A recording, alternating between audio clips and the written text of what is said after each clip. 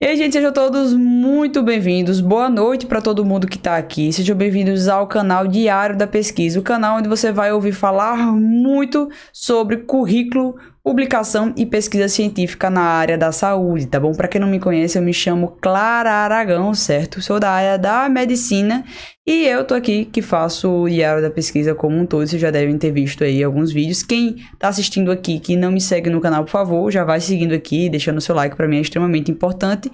Que hoje nós vamos falar sobre um tema muito legal, que é o tema sobre como encontrar boas revistas para fazer publicações científicas. Então, o que é que acontece, né, gente? No meu Instagram eu sempre vinha a seguinte pergunta. O pessoal fala, ai, Clara, me dá uma revista para publicar, me dá uma dica de revista.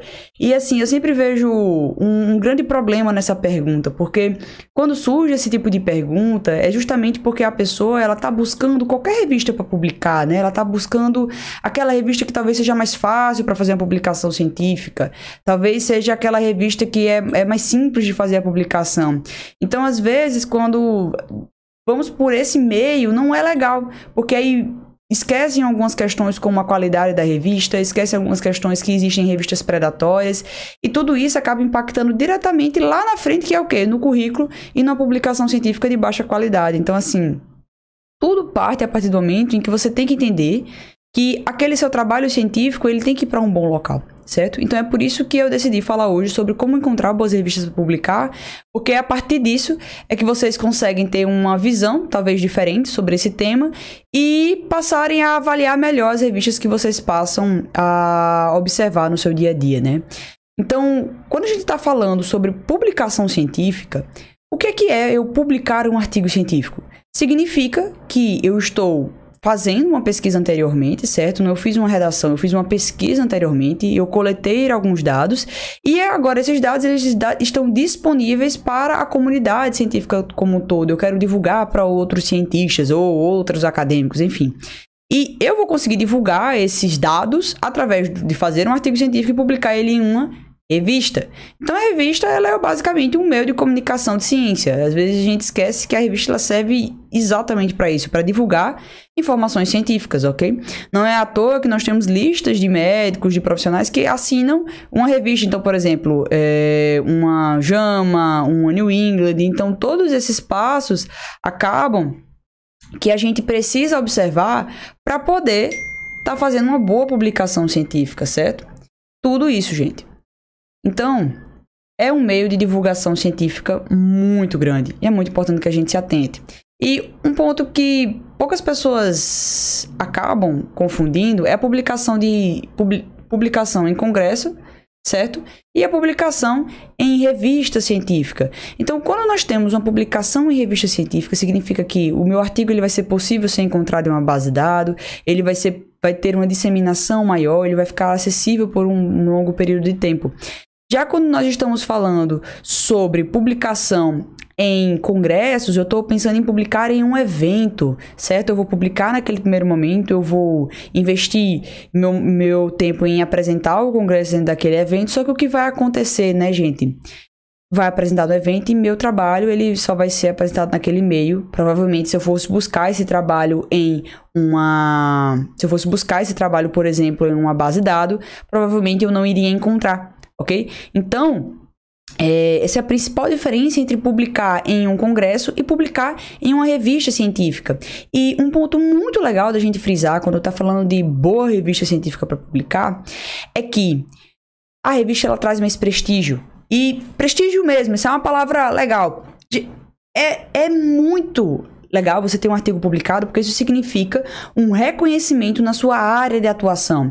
Então, assim, eu não sei se vocês já perceberam, mas em seleções de mestrado, em seleções de doutorado, em seleções de residência médica, a pontuação para artigo científico ela é bem mais relevante. Por quê? Porque ela é uma produção acadêmica reconhecida. Então, quando você tem um artigo científico publicado, não é somente, essa informação está sendo disseminada, estou divulgando as informações sobre minha pesquisa. Não, gente, não é só isso. É muito mais do que isso. Significa que as pessoas que são especialistas na sua área, elas reconheceram o seu trabalho científico e disseram, nossa, esse trabalho científico ele deve entrar para a literatura desse tema. certo? Isso traz um reconhecimento muito grande para o seu currículo e um reconhecimento muito grande acadêmico, gente. Um reconhecimento muito grande. Então, às vezes a gente pensa, eu quero fazer uma publicação científica. Eu quero publicar um artigo. E vem naquela frase, né, que eu sempre falo com vocês, publicar só pelo simples fato de publicar. Mas será que isso é interessante, né? Será que não tem algo por trás que também traga uma vantagem? Então tem tudo isso, né? Então, por que investir, claro, em publicar em uma boa revista? Ela é importante. Por que eu devo dedicar o meu tempo a assistir o teu vídeo por completo, a assistir essa aula aqui, certo? A escutar esse podcast por um momento? Por quê? Pelo simples fato de, a partir do momento que você sabe encontrar uma boa revista para publicar, você não tem prejuízo numa coisa que você morre de medo de ter prejuízo, que é no seu currículo, certo? Às vezes a gente acha que está publicando um artigo em uma revista e essa revista ela nem é indexada. E aí, consequentemente, lá na frente você não soma no currículo, certo? Então, o que acontece muito, né, gente? Eu fico até triste, eu dou mentoria lá no PPA, certo? E o PPA, para quem não conhece, é o meu curso de produção, tanto de currículo quanto de produção científica, certo? Eu tenho toda a metodologia para desenvolver isso.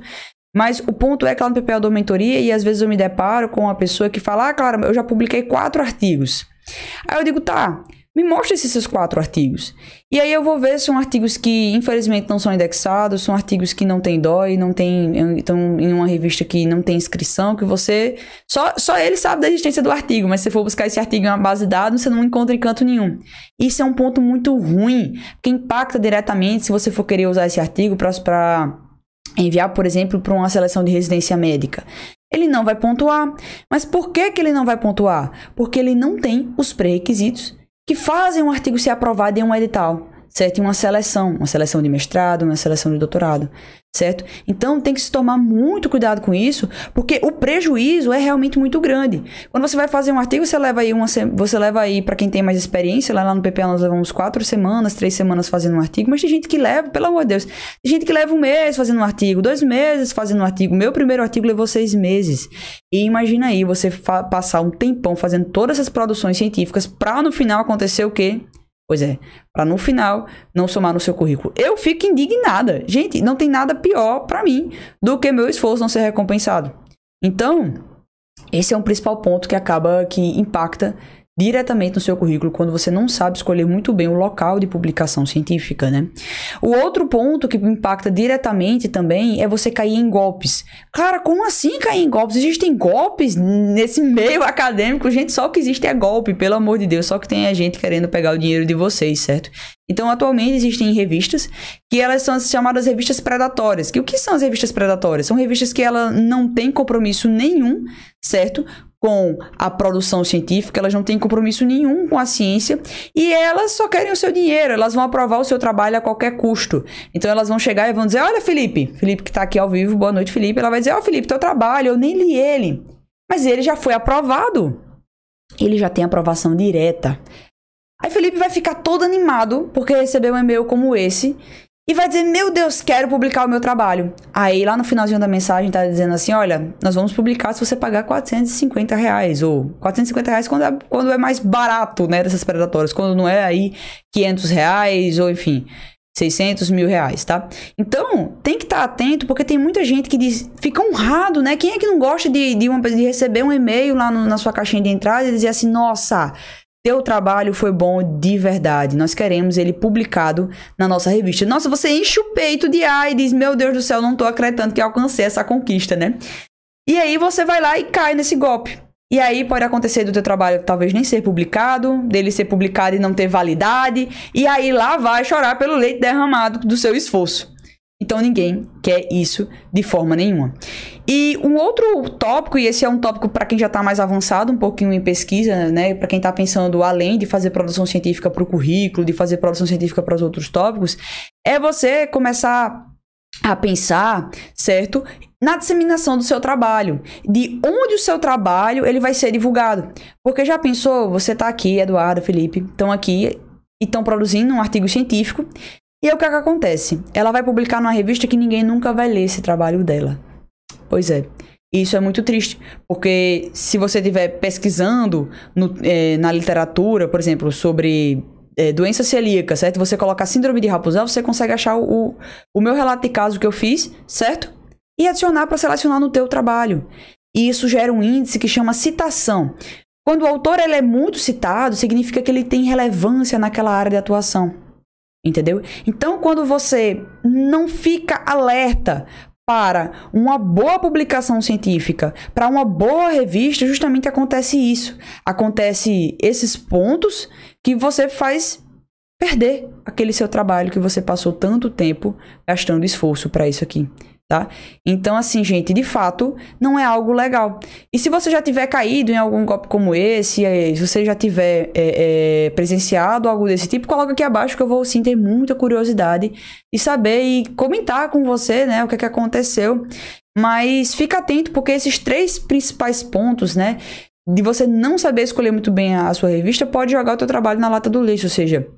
Não saber escolher uma boa revista pode fazer você cair em golpes. Não saber escolher a revista pode fazer com que você publique o seu artigo em um local ruim e você tenha prejuízos no seu currículo. Por quê? Porque aquilo ali não vai estar pontuando artigo científico em revista, não vai ter as documentações necessárias para comprovar que aquele documento realmente existe. E quando você for querer submeter em um congresso, em um edital, não vai pontuar. E aí, ninguém quer isso na vida, né? Ninguém quer isso, tá bom, gente? Então, esse é o principal ponto que é extremamente importante que vocês atentem, assim, a todos esses pontos que eu vou trazer aqui hoje. E um outro terceiro ponto, e na verdade um outro quarto ponto que eu acabei esquecendo de comentar e que me veio agora à mente, era de uma aluna minha. A minha aluna era a Raquel, acho que vocês já podem assistir até uma live que eu fiz com ela aqui no Diário da Pesquisa. Enfim, ela relatou um pouquinho como é que foi a experiência dela na publicação científica. E uma coisa que eu conversava muito com ela era que ela fez um trabalho para concluir a residência dela, a residência em saúde da família e comunidade. E o que acontecia, né? Esse trabalho ela tentava publicar em diversas revistas e não conseguia. Ela tentava e não conseguia. E ela não entendia por quê. E um dos principais motivos de ter o trabalho rejeitado é justamente porque você não soube escolher uma boa revista. Então, tem que se atentar bastante a esse principal ponto, porque ele pode, inclusive, matar a sua publicação científica, tá bom?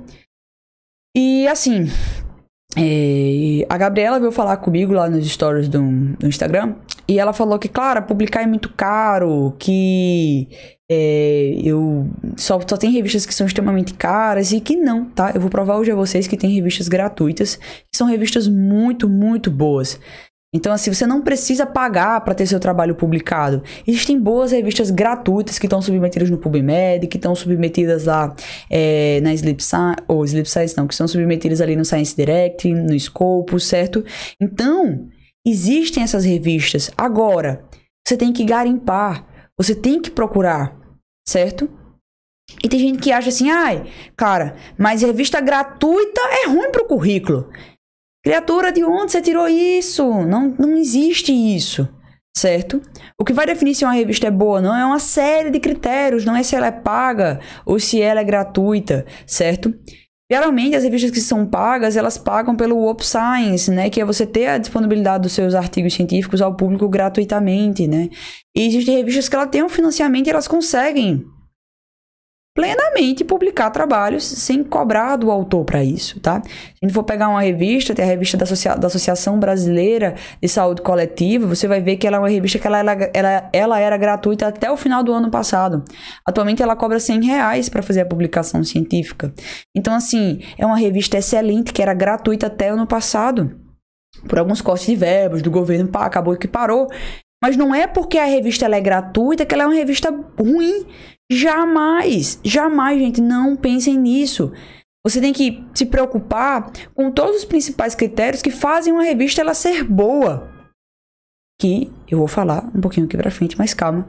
Que eu preciso frisar com vocês, principalmente esse primeiro tópico. Tem gente que acha que revista gratuita e revista barata vai gerar uma publicação científica ruim. E na realidade, não tem nada a ver com isso. Para publicar, você não precisa pagar milhões, né? Então, às vezes, a gente quer publicar na PLOS ONE, na JAMA, e toma um susto quando abre, né? E depois me fala, vocês já abriram um site para ver o custo de grandes revistas como essa? Tem revista, gente, que tem o custo, é absurdo, tipo 15 mil para fazer uma publicação científica, né? 20 mil. E você dá uma dor no coração e diz, meu Deus, Ana Clara, para eu ter uma revista de renome eu preciso disso. Mais uma vez, eu tô falando o tempo inteiro aqui que você não precisa, mas dá uma dor no coração lá no fundo, para vocês verem como realmente é um comércio, né? Tudo isso. Então, mais ainda, uma outra razão para você saber escolher muito bem a revista que você vai publicar, tá? Esses grandes centros de pesquisa, esses grandes hospitais, esses grandes grupos de pesquisa, eles conseguem fazer essas publicações caras porque eles têm um financiamento. Então, se você tá querendo publicar uma revista como essa, uma boa opção de você procurar também formas de financiamento, tá? É justamente tentar fazer a publicação científica pela sua universidade, tá bom? Então, essa também é uma forma de você conseguir financiamento e conseguir fazer a divulgação desse seu trabalho. Só que existem, certo? Outros meios, outros locais gratuitos que são bons, que você consegue enviar o seu trabalho, ter sua publicação em um PubMed, ter sua publicação no Scopus, certo? Sem precisar pagar 15 mil. Acho que ninguém que tá na live aqui quer pagar 15 mil reais. Não tá certo, gente? Então existem revistas, certo? E aproveitando a deixa do Arthur aqui, então o Arthur Carvalho perguntou, Clara, não encontrei ainda uma lista de revistas gratuitas que estão no PubMed. Você conhece uma lista? Então, Arthur, essa lista eu não conheço, certo? Se você conhecer essa lista, por favor, traga para mim. Mas o que eu conheço é um site chamado Journal for Free. É um site só de jornais que é gratuito ou que possui revistas a baixo custo. Então, eu vou abrir aqui no meu computador só para mostrar a vocês esse site, que é um bom local. Caso vocês estejam buscando uma revista que seja mais barata, mais acessível, vocês já podem começar por aqui, tá bom? Então, deixa eu colocar aqui a minha cena 3. Deixa eu colocar aqui... Nossa... Prontinho. Então, esse site aqui, gente, Journals for Free, você consegue facilmente acessar, certo? As suas revistas e buscar uma revista que seja do seu tema, certo? Uma revista que esteja ali disponível para receber o seu trabalho. Porque um ponto extremamente importante que às vezes a gente acaba esquecendo, né?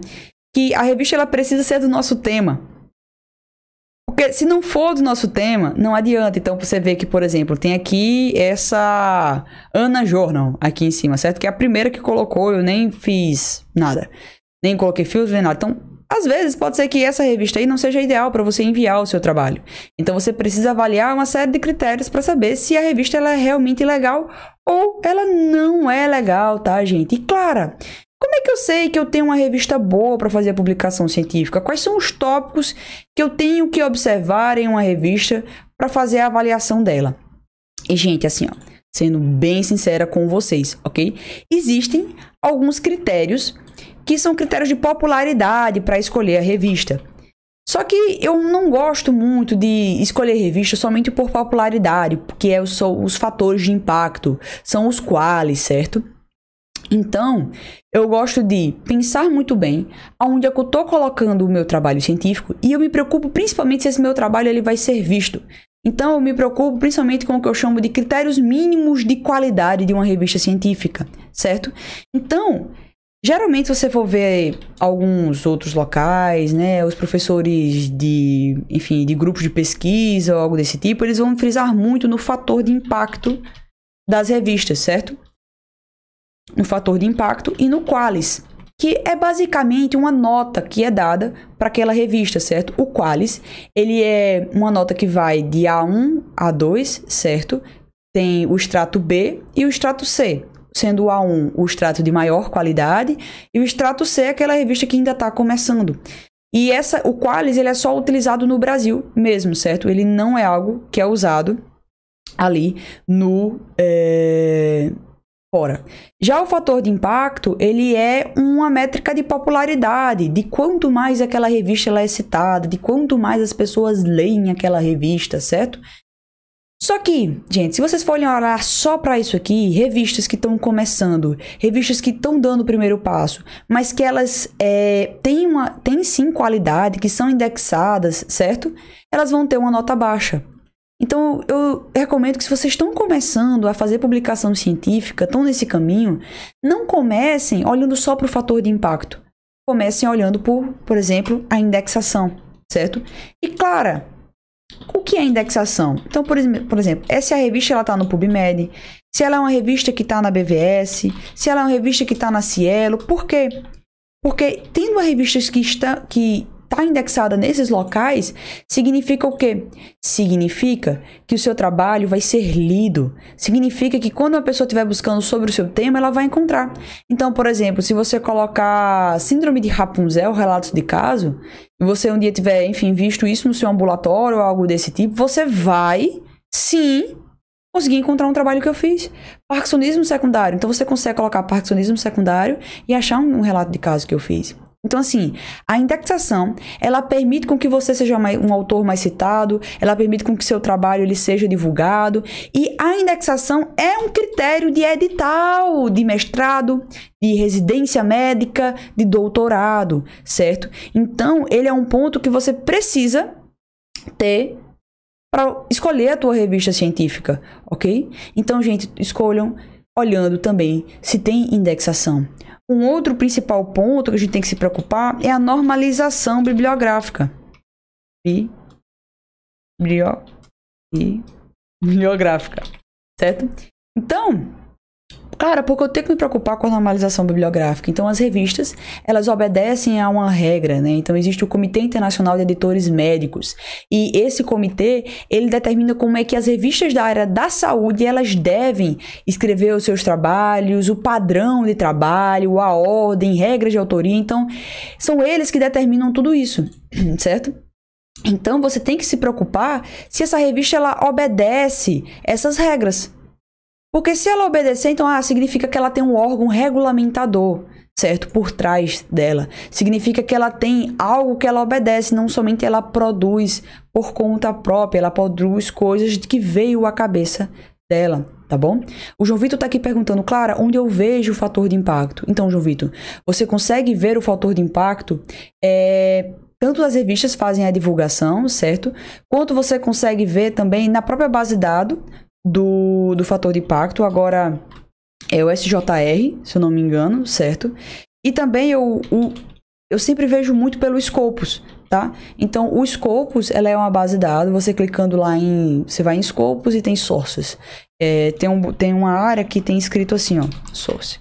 Você vai clicar lá e ele vai dar a nota da revista, ele vai dar todas as métricas referentes àquela revista, certinho? E também os percentis e tudo. Que é um ponto que você tem que olhar sim, mas não é tudo. Mas voltando ao quesito da normalização bibliográfica, é importante porque você vê que ela tem um órgão regulamentador. E quando eu estou pensando principalmente em fazer produções científicas para o currículo, eu tenho que me preocupar com outras coisas além da indexação. Essa revista ela fornece o DOI, o I, né, e o ISSN. O que são esses dois números, né? Gente, o DOI, ele é nada mais nada menos do que o CPF do seu artigo científico. Ele é Digital Object Identifier, ou seja, ele é um identificador do seu objeto digital. Que é basicamente dizer, olha, o João, ele não está mentindo, ele realmente publicou um artigo científico e esse artigo científico existe. Olha, esse artigo científico existe, tá bom? Então, ele vai garantir para aquela pessoa que está ali com você, avaliando o teu currículo, dizer, olha, ele não inventou isso aí também, tá bom? Ele não inventou. E o SSN é o quê? É basicamente o CPF da sua revista científica. É dizer, olha, a revista científica existe, tá bom? Eu não estou inventando também, tá?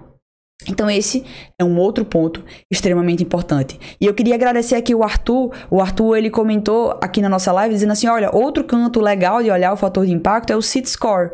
Então, gente, fica aí a dica para vocês usarem, tá bom? Aqui, como isso aqui vai ficar gravado, eu vou escrever exatamente do jeito que o Arthur colocou aqui na live, que eu achei assim, essencial também, é muito legal. Cite, certo? Score, tá? Então, também é outro local para vocês estarem verificando o Qualis, tá? Gente, outro ponto que eu tenho que me preocupar também com relação à qualidade da minha revista, certo? É se ela não tem práticas predatórias. E o que é uma prática predatória? É basicamente aquele e-mailzinho lindo que chega em você depois de um congresso, que diz assim, olha, o teu artigo foi ótimo no congresso. Eu nem li, mas ele já está publicado, olha aí que maravilhoso. Publica, paga R$400 que já está aprovado, olha aí, não seja bobo, pague. Então assim, práticas predatórias, certo? Que são justamente esse tipo de prática que ele não tem compromisso com a ciência. Certo? Ele só quer publicação científica e vai divulgar qualquer coisa. E é por isso, gente, que existe um dado, para quem estuda, né, a parte da pesquisa mais a fundo, existe um dado que diz que 99% dos artigos publicados, eles mereciam ir diretamente para a lata do lixo, tá bom? Então, gente, um ponto muito importante é que não publiquem em revistas predatórias. Por quê, gente? Cara, você vai estar desperdiçando o seu trabalho.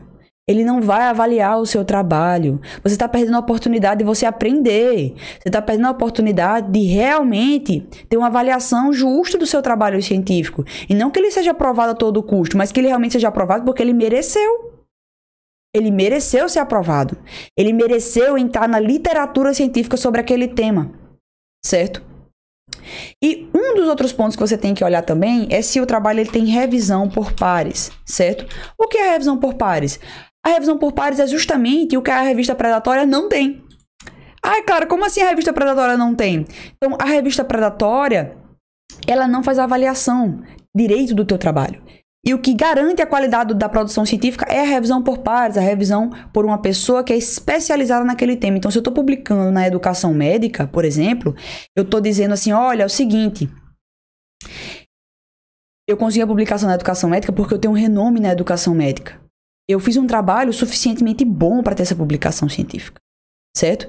E um especialista em educação médica avaliou meu trabalho e disse, claro, ó, você tirou nota 10, teu trabalho foi aprovadíssimo.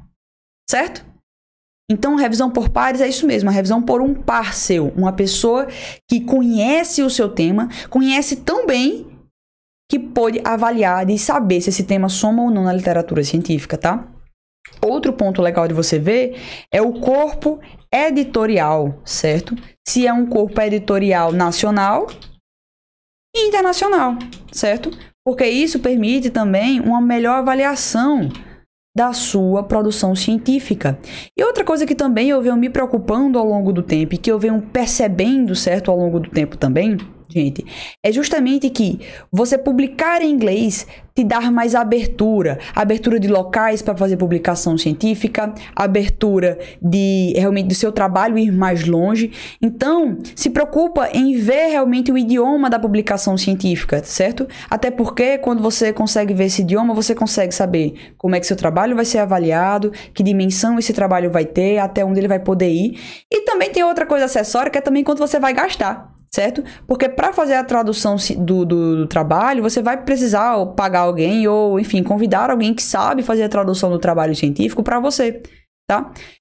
Então, quando você publica em uma revista que divulga em inglês, certo? Que publica no formato em inglês, você consegue ter essa dimensão maior do seu trabalho científico, você consegue ir mais longe. Então, por exemplo, eu fiz minha pesquisa de sono em estudantes de medicina. Eu consegui ver um trabalho que foi publicado lá na China. Lá na China ser publicado agora.